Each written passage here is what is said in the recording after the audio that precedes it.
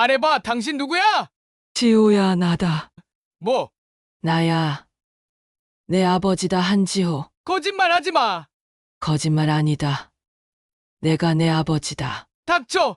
내 아버지는 30년 전에 도망갔어. 할머니가 그랬어. 그 사람은 돌아오지 않을 거라고 했다고. 그래, 그게 맞다. 나는 돌아오지 못했어. 그럼 대체 왜 나타난 거야? 왜 지금 와서 아버지인 척 하는 건데? 30년 동안 뭐 했는데? 30년 동안 어디 있었냐고? 살아있으려고 버텼어. 숨으면서 버티고 있었어. 웃기지 마. 그게 변명이라고 생각해. 살아남으려고 버텼다고. 그럼 왜 나랑 엄마는 그렇게 버티게 놔뒀어? 미안하다, 미안하다. 지호야, 그래서 지금이라도 온 거다. 널 보고 싶었다. 보고 싶었다고? 하보고 싶었다고 하면 나야? 그런 말 한마디로 끝난다고 생각해? 아니, 끝내고 싶지 않아. 그래서 온 거다. 널 보려고 마지막으로. 마지막? 마지막이라도 드라마처럼 보이려고 왔어? 늦었어. 너무 늦었다고. 늦어도 할 수 있는 게 있어. 너한테 미안하다고 말하는 거. 그건 늦지 않았어. 미안하다. 정말 미안하다. 지호야.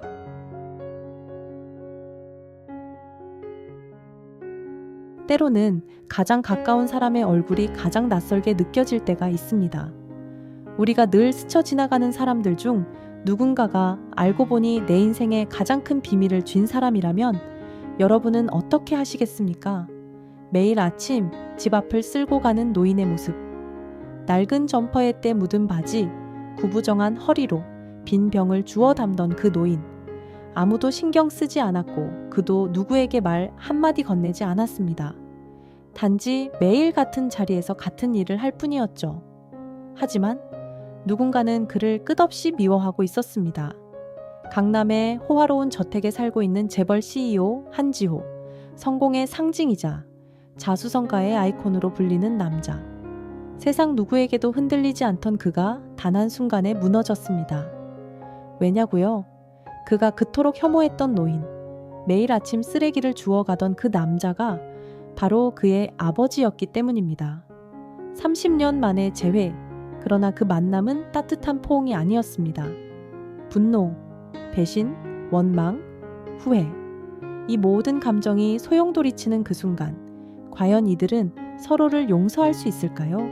아니면 다시는 돌이킬 수 없는 길을 걷게 될까요? 사랑이라고 부르기엔 너무 늦었고 미움이라고 하기엔 너무 아팠던 그들의 이야기. 지금부터 시작합니다. 아버지를 미워했던 남자와 아들에게 돌아온 아버지의 이야기. 절대 놓치지 마세요.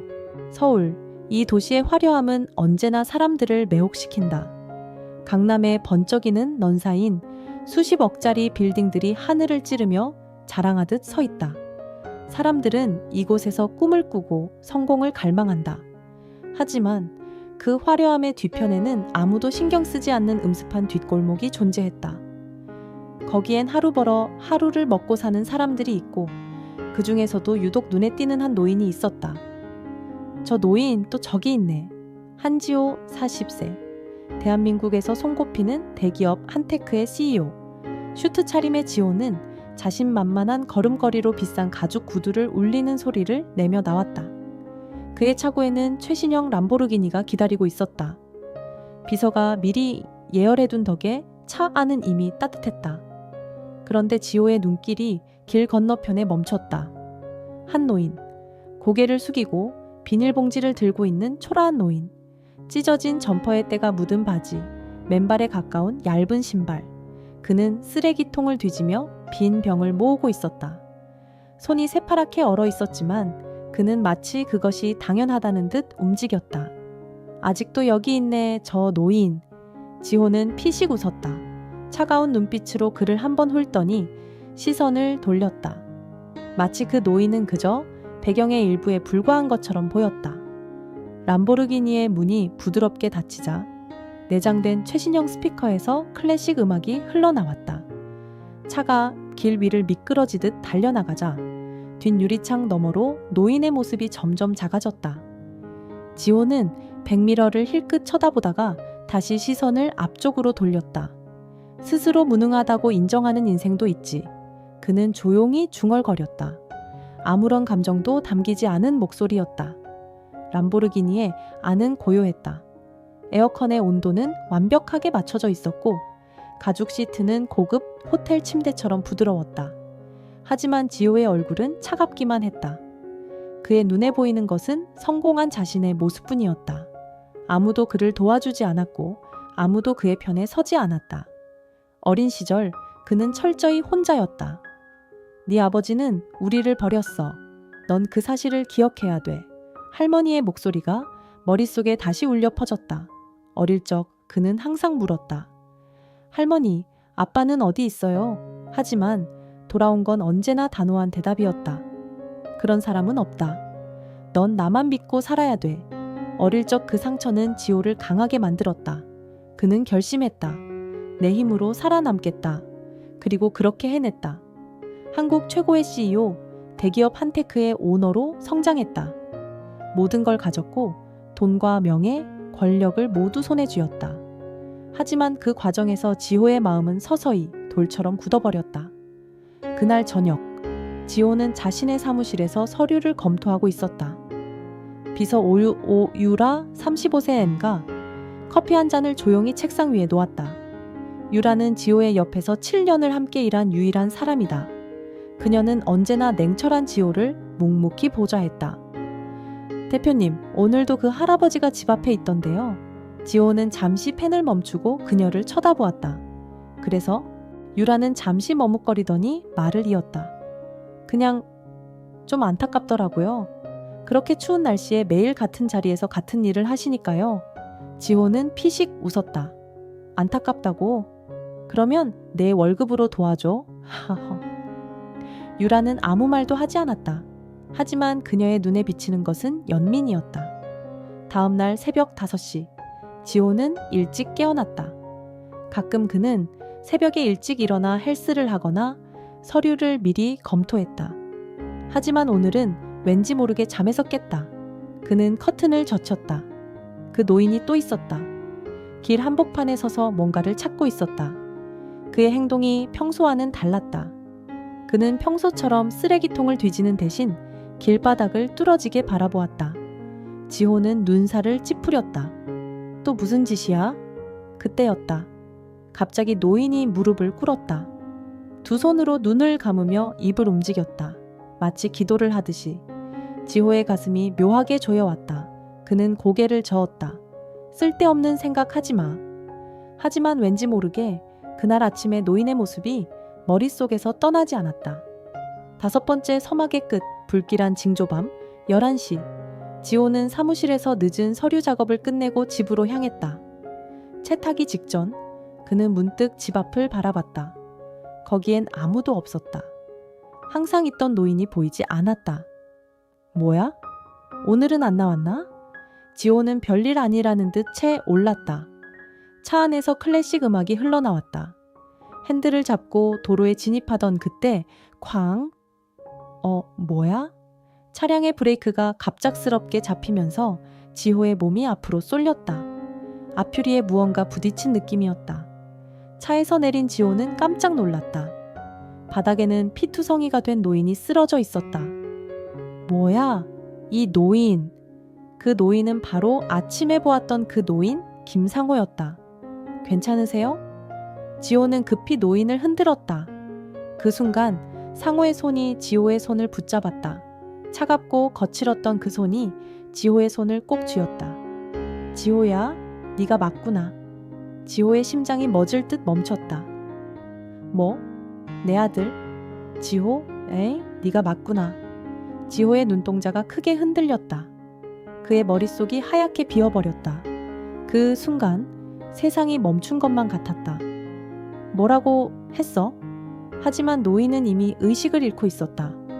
그의 말이 사실이라면 지호가 미워했던 그 아버지가 지금 그의 앞에 쓰러져 있는 이 노인이라는 말인가? 서울의 겨울밤.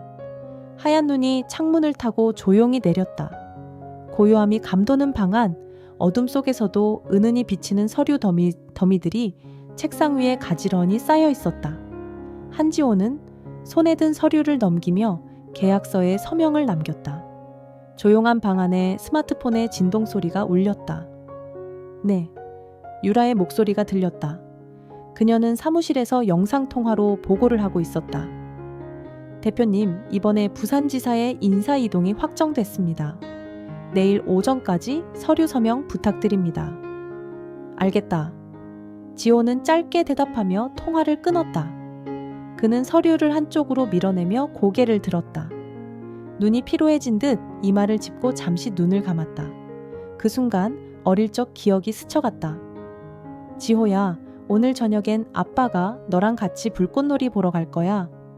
어릴 적의 기억 속 그날 밤은 유난히 밝았다. 6살의 지호는 손에 작은 팝콘 봉지를 쥐고 아버지를 기다리며 서 있었다. 정말요? 꼭 오실 거죠? 당연하지. 약속은 지켜야지. 하지만 그날 밤 불꽃놀이의 밝은 불빛 아래 지호는 혼자였다. 수많은 사람들 사이에 홀로 서 있던 지호의 눈에는 눈물이 가득 고였다. 그날부터였다. 아버지는 돌아오지 않았다. 다음 날 새벽 2시. 집으로 돌아온 지호는 오랜만에 할머니의 방에 들어섰다. 할머니가 잠든 틈을 타 지호는 오래된 서랍장을 열었다. 어릴 적의 물건들이 고스란히 남아 있었다. 그의 눈에 들어온 것은 낡고 허름한 갈색 나무 상자였다. 오래된 가구 특유의 나무 냄새가 코끝에 스쳤다. 지호는 상자의 뚜껑을 열었다. 이게 뭐지? 그 안에는 몇 장의 흑백 사진과 편지 몇 통이 있었다. 그는 사진을 꺼내 천천히 바라보았다. 사진 속에는 어린 시절의 지호와 함께 웃고 있는 남자가 있었다. 이 사람은 지호의 눈동자가 흔들렸다. 아버지였다. 머리가 짧고 얼굴에 미소가 가득한 남자. 6살의 지호를 품에 안고 있는 그 남자는 분명히 아버지였다. 그의 가슴이 갑자기 쿵 하고 내려앉았다. 왜 이 사진을 숨긴 거야? 갑작스러운 의문이 그를 덮쳤다.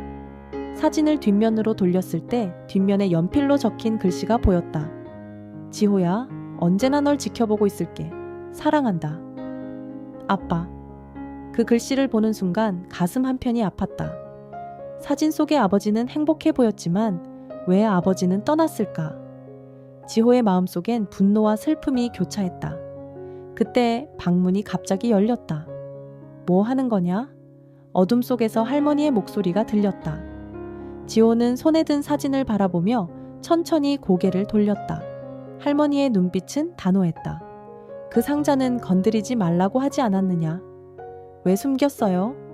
지호의 목소리가 낮고 무겁게 가라앉았다. 뭐가? 할머니는 고개를 돌리며 방으로 들어와 천천히 앉았다. 사진이요. 왜 저한테 말하지 않았어요? 왜 숨겼어요? 아버지가 정말 우리를 버린 거예요? 그 순간 할머니의 얼굴이 굳어졌다. 버린 거나 마찬가지야. 그런 인간은 애초에 아버지가 아니야. 할머니는 지팡이를 짚고 천천히 걸어왔다. 네 아버지는 우리 집을 빚더미에 앉혔어. 도망친 거야? 빚쟁이들이 날마다 문을 두드렸고 너는 그걸 똑똑히 봤겠지. 그게 네 아버지다. 지호의 얼굴이 일그러졌다. 그건 할머니의 생각이죠. 하지만 그게 전부는 아니에요. 네가 몰라서 그래. 네 아버지는 약속을 못 지키는 사람이다. 그런 사람한테 미련 두지 마라. 할머니는 단호했다. 아버지가 정말 그런 사람이었나요? 정말요? 할머니는 말없이 침묵을 지켰다. 그 침묵이 더 큰 상처로 다가왔다. 다음 날 회사로 출근한 지호는 서류 작업에 몰두하고 있었다. 유라가 커피 한 잔을 조용히 내려놓았다. 대표님, 오늘은 평소보다 피곤해 보이시네요? 지호는 고개를 들지 않은 채 대답했다. 괜찮다. 유라는 가만히 그를 바라보았다. 평소 강철 같던 지호의 얼굴에 미세한 피로가 엿보였다. 대표님도 가끔은 쉬셔야죠. 나한테 쉬라는 소리 하는 거냐? 지호는 피식 웃었다. 유라는 잠시 머뭇거리더니 말을 꺼냈다. 사실 저도 아버지를 본 적이 없어요. 지호의 손이 멈췄다. 어릴 때 어머니는 늘 아버지가 바쁜 사람이라고 했어요. 근데 어느 날 어머니가 그러시더군요. 아버지는 더 이상 우리 집에 오지 않을 거야. 그게 마지막이었어요. 유라는 담담하게 말했다. 그래서 저는 가끔 생각해요. 아버지가 만약 지금 내 앞에 나타난다면 화를 낼까? 아니면 그냥 안아줄까? 지호는 조용히 그녀의 이야기를 들었다. 대표님도 그런 순간이 있었죠? 유라의 질문에 지호는 대답하지 않았다. 하지만 가슴 깊은 곳에 묻어둔 감정이 다시 떠올랐다. 아버지를 향한 분노, 배신감, 그리움이 한꺼번에 몰려왔다. 그날 밤 지호는 집에 돌아오자마자 서랍장에 있던 사진을 다시 꺼냈다. 아버지 정말로 왜 떠난 거죠? 그는 사진을 바라보며 입술을 꽉 물었다. 그때 밖에서 누군가의 발소리가 들렸다. 탁탁 탁탁 탁. 창문을 통해 보니 그 노인이 있었다. 아직도 쓰레기를 뒤지고 있었다. 지호는 그 모습을 보며 눈썹을 찌푸렸다. 뭐야? 대체 저 노인은 왜 저러고 있는 거지? 그 순간 머릿속에 이상한 기분이 스쳤다. 어딘가 낯이 익었다. 지호는 자신도 모르게 창문을 닫고 커튼을 내렸다. 그의 가슴속 어딘가에 묵직한 무언가가 내려앉았다. 대표님, 김상호라는 이름으로 정보 조회한 결과가 나왔습니다. 오유라의 목소리가 사무실 스피커폰을 통해 흘러나왔다. 지호는 책상에 팔을 얹고 천천히 몸을 기대며 말했다. 그래, 말해봐. 김상호, 65세. 주소지는 서울 외곽의 달동네로 등록되어 있고 현재 직업은 없습니다. 일정한 직업 없이 폐지와 빈병을 수집해서 생계를 유지하는 것으로 보입니다. 등록된 가족 정보는 없습니다. 자식이나 배우자도 없는 걸로 나옵니다. 지호의 눈썹이 미세하게 꿈틀거렸다. 가족 정보가 없어? 확실한 거야? 네. 가족관계 등록부에는 아무런 기록이 없습니다. 알겠어. 통화가 끝난 후 지호는 한동안 아무 말 없이 침묵했다. 김상호, 이름이 왜 이렇게 익숙하지? 그의 머릿속에서 몇 가지 장면이 스쳐 지나갔다. 오래된 사진 속의 아버지, 할머니의 단호한 말투, 그리고 매일 아침마다 쓰레기를 줍던 그 노인의 굽은 허리와 어두운 눈동자. 어딘가 묘하게 연결되는 느낌이었다. 설마? 지호는 그 자리에서 벌떡 일어섰다. 며칠 후 지호는 직접 현장에 나서기로 했다. 이른 새벽, 아직 해가 뜨지 않은 시간. 길거리는 어둡고 싸늘한 바람이 옷 사이로 스며들었다. 지호는 검은 코트를 걸치고 골목길을 천천히 걸었다. 멀리서 보이던 그 익숙한 모습이 점점 선명해졌다. 저기 있군. 그 노인이었다. 김상호는 골목 끝 쓰레기 더미 앞에서 뭔가를 주워 담고 있었다. 해진 옷, 두꺼운 장갑, 그리고 휜 머리카락이 눈에 들어왔다.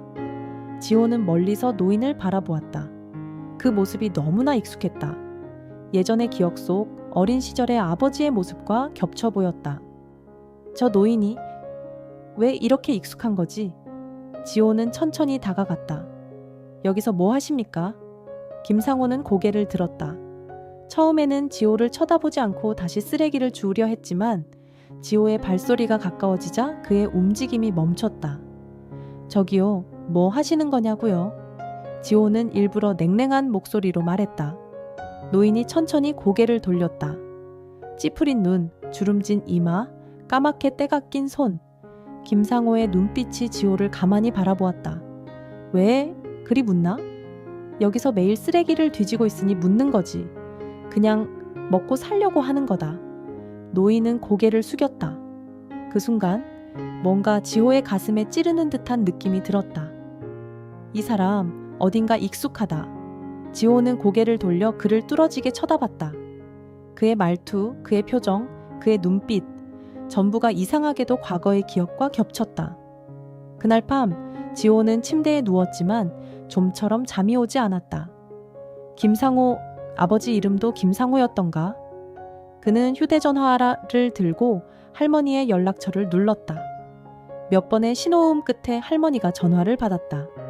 지호야, 무슨 일이냐? 벌써 자야 할 시간 아니냐?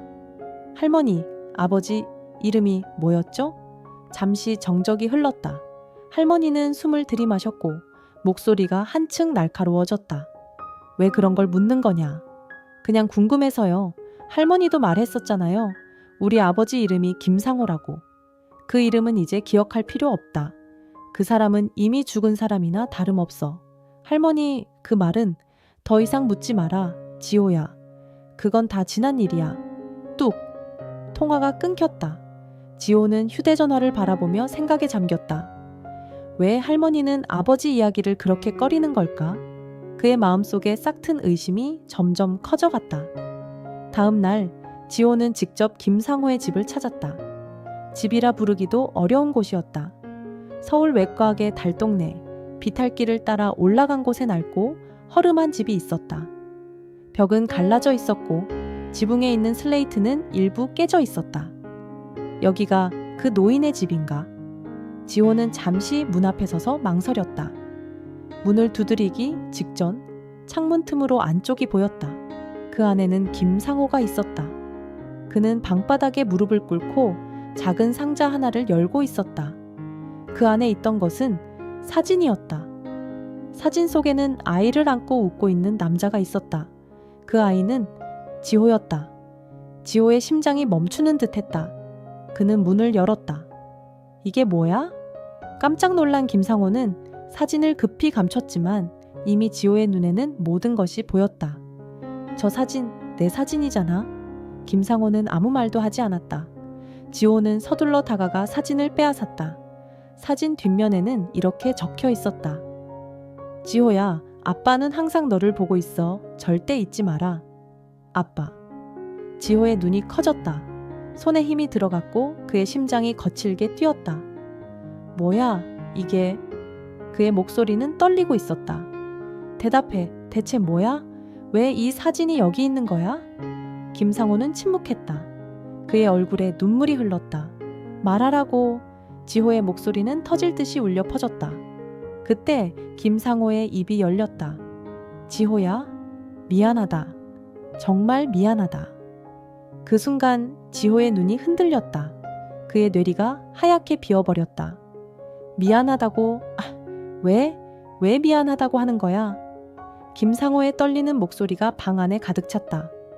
아버지가 돌아오지 못해서 미안하다.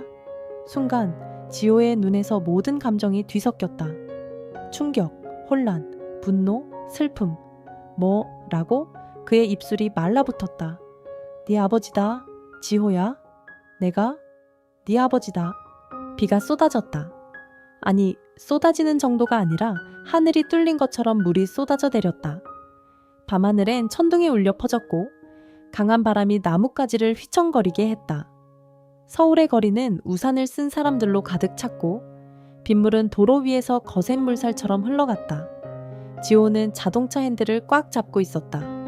와이퍼가 빠르게 움직였지만 앞이 잘 보이지 않았다. 하지만 그의 머릿속은 더 엉망이었다. 내가 네 아버지다. 그 한마디가 계속 머릿속을 맴돌았다. 말도 안 돼. 그는 이를 악물고 핸들을 꽉 쥐었다. 눈이 붉게 충혈된 채 도로만 바라봤다. 온몸에 땀이 났고 가슴이 답답했다. 지금 와서 대체 뭘 어떻게 하라는 거야? 아버지라고? 농담도 정도껏 해야지. 그의 머릿속에서 어린 시절의 기억들이 스멀스멀 피어올랐다. 아버지가 사라졌던 그날 밤의 불꽃놀이, 아버지가 남기고 떠난 수많은 빚쟁이들이 문을 두드리던 소리, 그때의 공포와 혼란. 그는 고개를 세차게 흔들었다. 다 끝난 일이다. 끝난 일이라고. 하지만 끝난 게 아니었다.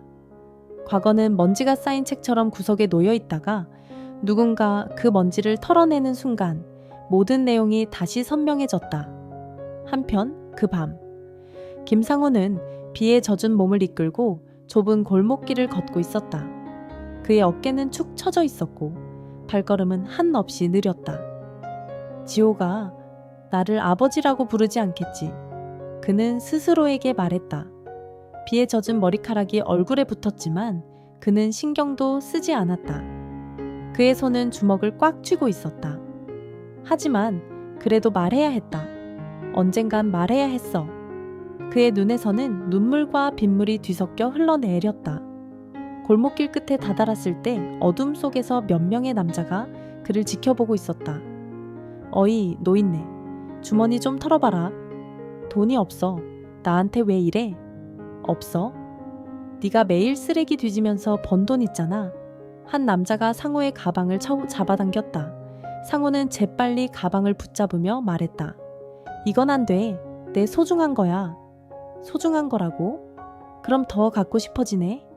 남자들은 상호를 바닥에 내팽개쳤다. 빗물에 젖은 땅 위로 그의 몸이 굴러갔다. 그가 품고 있던 가방이 터지면서 안에 있던 빈 병과 작은 사진첩이 바닥에 떨어졌다. 그 순간 남자들 중 하나가 사진첩을 들었다. 뭐야, 이거? 사진 속엔 어린아이를 안고 웃고 있는 남자가 있었다. 누구야? 내 손자냐? 남자들이 비웃기 시작했다. 줘. 상호는 젖은 땅바닥을 기어가면서 사진첩을 빼앗으려 했다. 이 할아버지 손자 사진이라도 뺏기기 싫은 거야. 그들은 사진을 찢으려 했다. 그 순간 상호는 비명을 질렀다. 안 돼. 내 아들 사진이야. 그의 절규에 남자들은 잠시 멈칫했다. 아들? 네가 아들이 있긴 하냐? 아들이 있으면 내 꼴이 이러겠냐? 웃음소리가 퍼졌다. 하지만 그 순간 강한 불빛이 그들을 비췄다. 멈춰! 람보르기니의 전조등이 골목을 밝히며 빗속을 가르며 들어왔다. 지호가 차에서 내렸다. 뭐 하는 짓이야? 남자들은 갑작스러운 상황에 잠시 당황했지만 곧 목소리를 높였다. 뭐야? 잘나 보이는 양복쟁이가 뭘 하려고? 지호는 말없이 주머니에서 지갑을 꺼냈다. 10만 원짜리 지폐 몇 장을 꺼내 남자들의 발밑에 던졌다. 돈 필요하면 가져가. 하지만 더 이상 그 노인 손대지 마라. 남자들은 눈이 반짝였다. 돈을 주워들고 비웃으며 사라졌다. 빗속에서 지호는 김상호를 바라보았다. 왜 이렇게 사냐? 그의 목소리는 차가웠다. 김상호는 젖은 손으로 바닥에 흩어진 사진들을 주워 담고 있었다. 왜 이렇게 살았냐고 물었어. 그 말에 상호가 고개를 들었다. 눈이 충혈된 그의 얼굴이 지호의 시야에 들어왔다. 넌 내가 왜 이렇게 사는지 알아? 모르겠고 알고 싶지도 않아. 상호는 손에 든 사진 한 장을 바라보았다. 그 사진에는 어린 지호가 웃고 있었다. 그가 천천히 입을 열었다. 난 너를 보고 싶었어. 뭐? 보고 싶었다고? 너를? 지호의 눈에 순간적으로 분노가 번졌다. 그렇게 보고 싶었으면서 왜 떠났어? 왜 날 버렸냐고? 상호는 아무 말도 하지 않았다. 그는 침묵 속에서 고개를 숙였다. 말해보라고. 왜? 오지드가 다치지 않게 하려고. 뭐? 상호의 어깨가 떨렸다. 그의 손이 하늘을 향해 들리더니 빗물을 머리 위로 흩뿌렸다. 빚쟁이들이 너랑 내 어머니를 괴롭히기 시작했어. 내가 도망치지 않으면 너희가 위험했어. 그래서 떠난 거야. 그게 변명이라고 생각해요? 지호의 목소리가 터졌다. 맞아. 변명이야. 그땐 내가 약했어. 널 지킬 자신이 없었어. 그래서 도망쳤어. 그게 내 죄야. 그의 말이 끝났을 때 지호는 멍하니 그를 바라봤다. 손이 떨리고 가슴이 쿵쾅거렸다. 이제 와서 그게 무슨 소용이야. 그의 목소리는 떨렸다.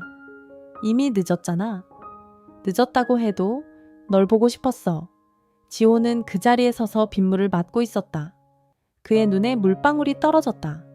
그것이 빗물인지 눈물인지 알 수 없었다. 그렇게 그들은 빗속에서 한참을 서 있었다. 말없이 움직이지도 않았다. 비는 여전히 내리고 있었다. 그래도 너무 늦었어. 할머니, 왜 저한테 거짓말했어요? 한지호의 목소리는 집안에 묵직하게 울려 퍼졌다. 할머니 한순이는 손에 들고 있던 국그릇을 내려놓고 천천히 고개를 들었다. 주름진 눈가가 미세하게 떨렸다. 무슨 소리를 하느냐? 김상호, 그 사람 아버지 맞죠? 할머니의 손이 떨렸다. 그릇에 담긴 국물이 찰랑이며 몇 방울이 바닥에 떨어졌다. 지호야, 그 얘기는 끝난 거라 하지 않았느냐? 끝났다고요? 누가요? 끝낸 건 할머니잖아요. 지호의 목소리가 높아졌다. 왜 그랬어요? 아버지가 떠난 게 아니라 할머니가 나에게 숨긴 거잖아요. 할머니는 왜 날 속였어요? 할머니는 입술을 꾹 다물었다. 그 표정은 평생 자신을 지켜온 철의 방패와 같았다. 그 사람은 널 위해 떠난 게 아니야. 그 사람은 그냥 도망친 거야. 지호는 믿을 수 없다는 표정으로 할머니를 바라보았다. 할머니가 그렇게 말한다고 해서 그게 진실이 되는 건 아니에요. 그 사람이 널 지켜준 적이 단 한 번이라도 있었느냐? 할머니는 지팡이를 세게 찍으며 말했다. 지금이라도 알아둬라, 지호야. 너한테 필요한 건 아버지가 아니라 네 자신이야. 지금까지 넌 잘해왔어. 그 사람은 없어도 됐어. 지금도 필요 없어. 지호는 더 이상 할머니의 말을 들을 수 없었다. 가슴속이 폭발할 듯한 고통이 치밀어 올랐다. 아니요, 할머니. 그 사람이 필요 없던 게 아니라 전 그냥 필요 없다고 생각하도록 세뇌당한 것 같아요. 그는 더 이상 말을 잇지 않고 방을 나갔다. 대표님, 오늘은 미팅이 2건 더 남았습니다. 비서 오유라가 지호에게 업무 일정을 설명했다. 하지만 지호의 시선은 허공을 바라보고 있었다. 대표님? 응. 유라는 지호의 얼굴을 유심히 살폈다. 그가 평소와 다르다는 걸 직감했다. 무슨 일 있으세요? 아무 일도 아니다. 그러나 유라는 알 수 있었다.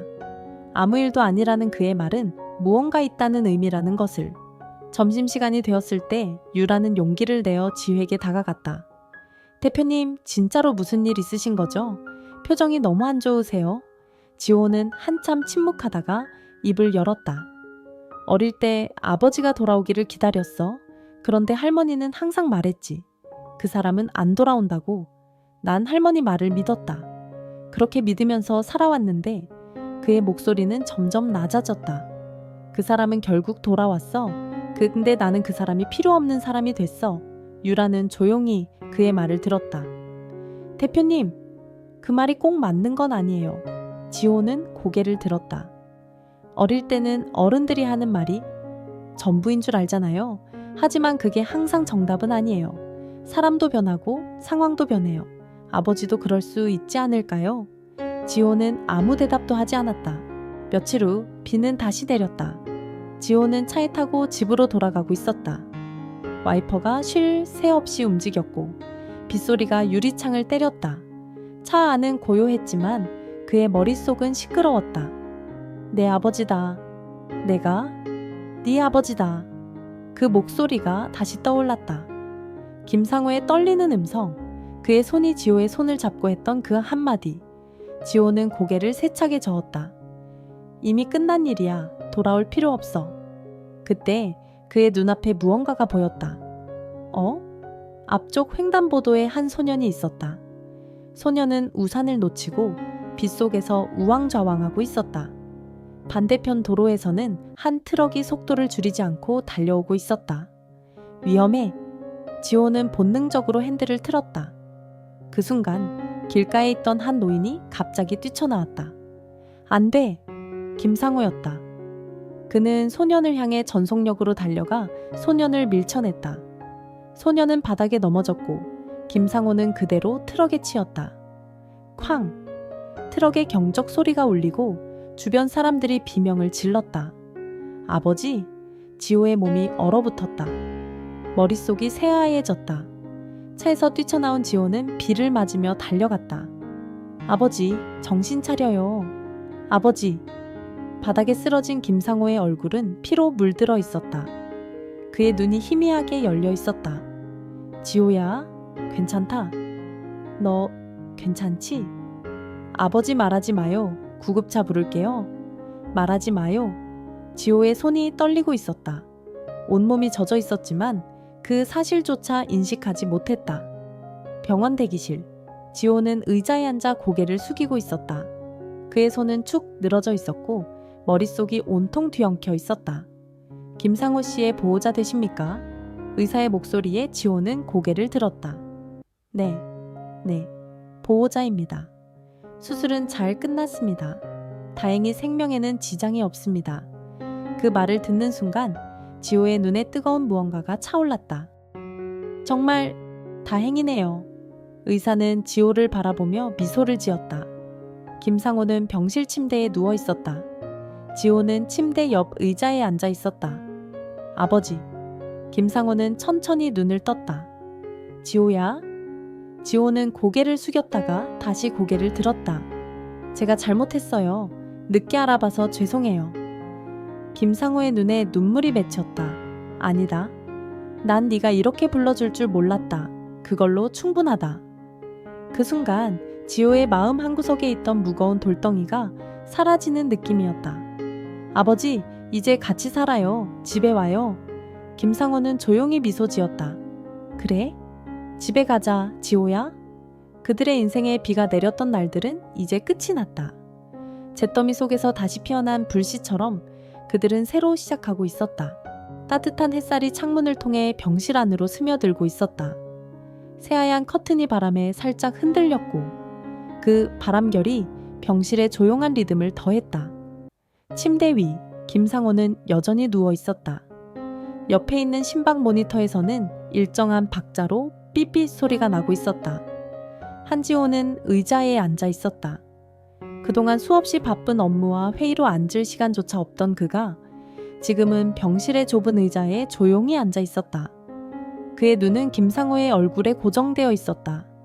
저 얼굴이 그렇게 낯설었나? 아니었다. 익숙했다.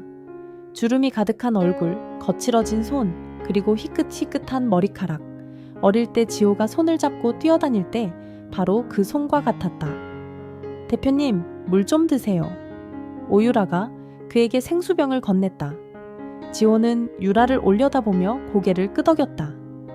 어제 밤새셨잖아요. 오늘은 집에 가서 좀 쉬시는 게 어때요? 지호는 아무 말도 하지 않았다. 생수병을 열고 물을 한 모금 마셨다. 여기서 기다릴게. 유라는 말없이 지호의 옆자리에 앉았다. 둘 사이에 침묵이 흘렀지만 그 침묵이 더 큰 위로가 됐다. 다음 날 아침 인터넷 포털 사이트의 헤드라인에 큼지막한 제목이 떠올랐다. 단독, 한테크 CEO 한지호, 노숙자, 아버지와의 충격적 재회. 기사에는 지호가 병원에서 김상호의 손을 붙잡고 있는 사진이 담겨 있었다. 누군가 병원 앞에서 찍어 언론에 넘긴 모양이었다. 댓글창에는 수많은 반응이 쏟아졌다. 와, 이게 사실이면 드라마 뺨치네. 노숙자가 아버지였다고? 대박, 저런 사람도 가족을 버리는구나. 아니, 저건 오히려 아버지가 버림받은 거 아님? 누구 잘잘못 따지기 어렵네. 지호는 사무실로 돌아온 후 그 기사를 확인했다. 그 순간 뭔가 목 안에 걸린 것처럼 답답함이 밀려왔다.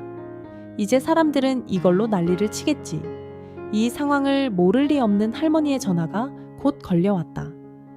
지호야, 이게 다 무슨 소리냐? 왜 그런 사람을 네 아버지라고 밝히느냐? 지호는 핸드폰을 천천히 들고 있었다. 할머니, 그 사람? 제 아버지예요. 그 사람은 내 인생에 필요 없는 사람이라고 몇 번을 말했느냐? 지금 그걸 왜 다시 끄집어내? 기자들이 물어뜯기 딱 좋은 먹잇감이 돼버렸어. 할머니의 목소리는 날카로웠지만 지호는 더 이상 그 말에 휘둘리지 않았다. 필요 없다고 생각했지만 지금은 아니에요. 제 아버지 맞아요. 그냥 그렇게 하기로 했어요.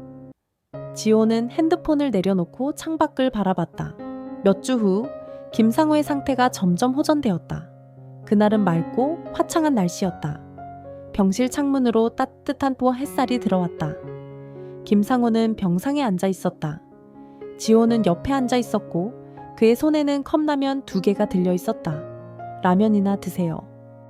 김상호는 지호의 얼굴을 보며 살짝 미소를 지었다. 이제 네가 나한테 라면을 사주는구나. 지호는 라면 뚜껑을 벗기며 대꾸했다. 어차피 내가 돈 많으니까요. 그래? 네가 이렇게 훌륭하게 컸구나. 지호는 고개를 들었다. 아버지의 눈에 비친 자신을 바라보았다. 그 눈빛은 따뜻했다. 미안하다, 지호야. 그만하세요. 아버지가 미안하다고 할 필요 없어요. 아니, 미안해야 해. 나는 도망쳤으니까. 김상호는 고개를 숙였다. 주름진 얼굴에 미안함과 후회가 가득 차 있었다. 난 네가 이렇게 클 줄 몰랐다. 내가 없어도 넌 이렇게 멋진 어른이 됐구나. 지호는 잠시 대답하지 않았다. 그는 라면을 젓가락으로 저으며 생각했다. 저도 그렇게 생각했어요. 아버지가 없어도 잘 컸다고. 지호는 한숨을 내쉬며 라면을 한 입 먹었다. 근데요, 가끔은 그랬어요. 왜 나는 아버지가 없지? 왜 나만 그래야 하지? 라고. 김상호의 눈이 흔들렸다. 그런데 지금은 알아요. 누가 있건 없건 난 잘 클 수 있었던 거예요. 하지만 그의 목소리가 작아졌다. 하지만 지금도 아버지가 옆에 있으면 좋겠다는 생각이 들어요. 김상호의 눈에 눈물이 맺혔다. 그 눈물방울이 그의 손등에 똑 하고 떨어졌다. 한 달 후, 강남의 한 고급 빌라 앞. 김상호가 천천히 집 문 앞에 섰다. 여전히 낡고 허름한 옷을 입고 있었지만 그의 눈에는 작은 떨림이 보였다. 여기가 내 집이냐? 지호는 문을 열며 말했다. 이제 아버지 집이기도 해요. 김상호는 한동안 그 문을 바라보았다. 그 안으로 들어가면 자신이 다시 가족으로 받아들여질 수 있을까? 그 불안감이 그의 발목을 붙잡고 있었다. 안 들어오실 거예요? 초대받은 손님처럼 서 계시네. 지호의 말에 김상호는 살짝 웃었다. 그리고 천천히 집 안으로 발을 들였다. 그 순간 눈앞에 펼쳐진 건 고급 가구와 깔끔한 인테리어였다. 벽에 걸린 액자, 새하얀 소파, 반짝이는 바닥, 모든 게 낯설었다. 하지만 벽 한쪽에 있는 작은 사진 한 장이 눈에 들어왔다. 지호의 어린 시절 사진. 김상호의 눈이 커졌다. 이 사진, 이거 옛날에 우리 집에 있던 그 사진이잖아. 지호는 천천히 고개를 끄덕였다. 맞아요.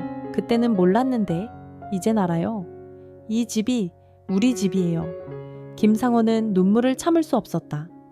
그가 오래도록 찾던 집, 그가 돌아가고 싶었던 가족이 바로 이곳에 있었다. 그 순간 그의 주름진 손을 지호가 잡았다. 이제 어디도 가지 마세요, 아버지. 김상호는 그 손을 꼭 붙잡았다. 그래, 이번엔 어디도 안 간다. 우리는 종종 이렇게 말합니다. 이미 늦었다고, 이제 와서 무슨 소용이 있냐고. 하지만 정말 그럴까요? 정말 늦었다고 해서 모든 걸 포기해야 할까요? 한지호는 오랫동안 아버지를 미워했습니다. 그 미움의 끝에는 무관심이 있었죠. 하지만 그가 깨닫게 된 건 단 하나였습니다. 아버지가 떠나도 아버지의 흔적은 결코 사라지지 않는다.